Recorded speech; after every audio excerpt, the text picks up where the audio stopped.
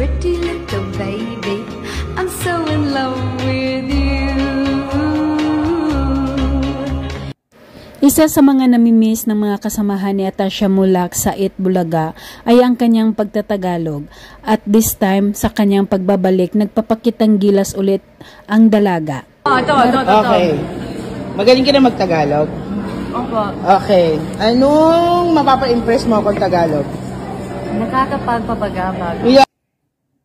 Tawang-tawa naman silang dalawa pareho dahil super mabilis at hindi nauutal sa pagsasalita ng napakahirap na Tagalog si Atasha Mulak.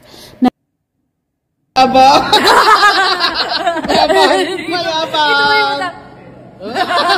Sorry, sinubukan ko lang yung Tagalog lang eh. Sa opening ng programang Eat Bulaga, makikita ang saya at super energetic pa rin na Atasha Mulak kasama ang kanyang mga kapwa host ng Eat Bulaga.